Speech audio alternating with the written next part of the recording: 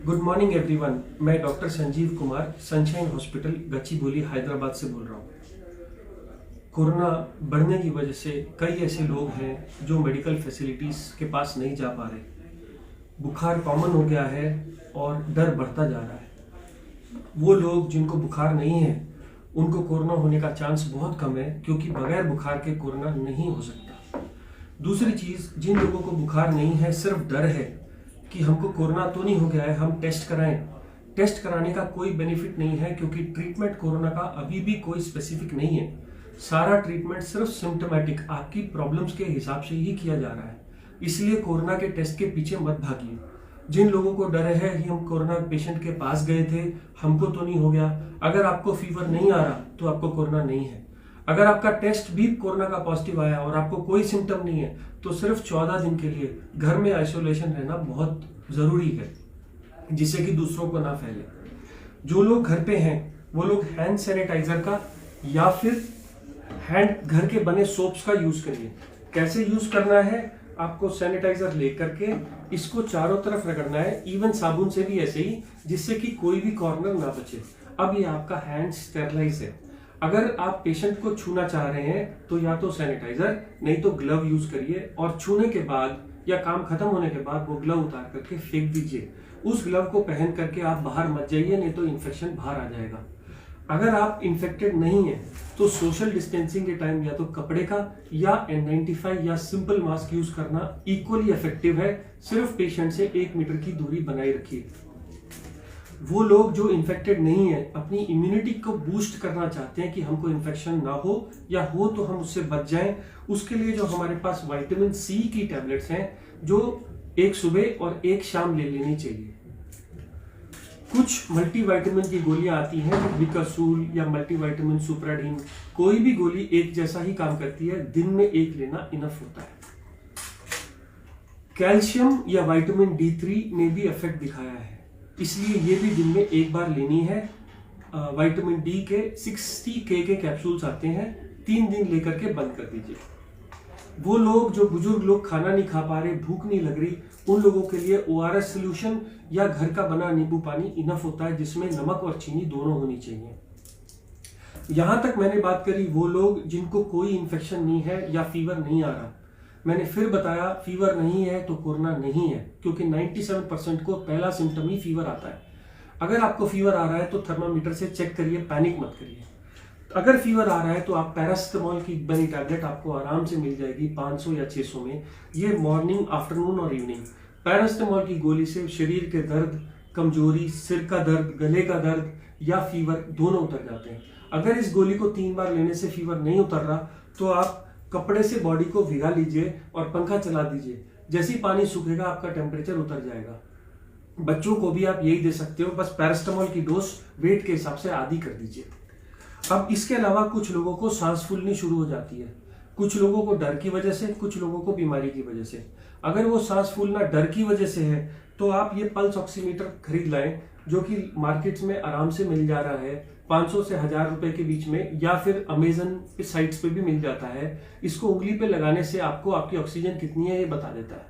अगर आपकी oxygen normal लोगों की 90 से ऊपर रहनी चाहिए, अगर ये ऑक्सीजन 90 से ऊपर है तो ये जो भी आपको हो रहा है वो डर की वजह से है। और जितना मैंने ट्रीटमेंट अभी तक बताया, मल्टीविटामिन, सोशल डिस्टेंसिंग या हैंड वॉश इज इनफ।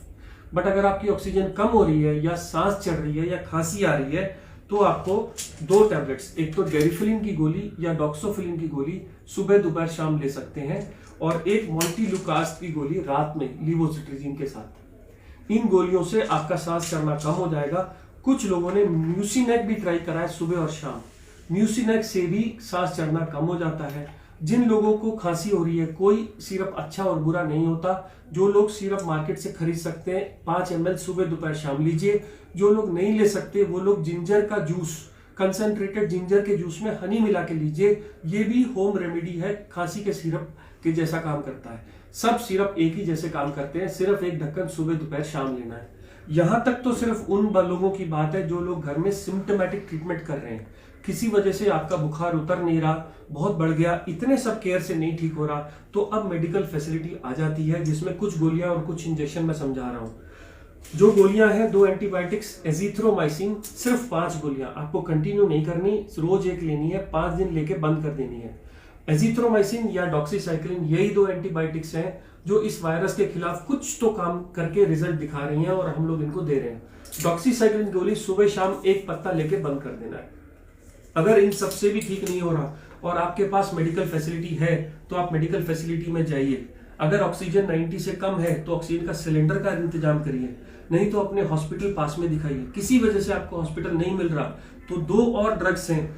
एक तो ब्लड थिनर एनोक्सापैरिन, ऐसा माना गया है कि कोरोना के टाइम में बॉडी में क्लॉट्स बन जाते हैं और हार्ट का, ब्रेन का, स्ट्रोक और सब जगह के ऑर्गन्स फेल करने लगते हैं।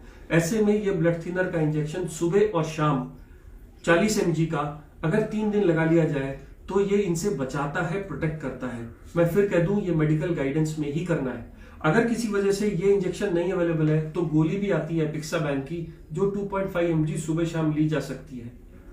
ये सब चीजें 5 दिन के लिए करनी है।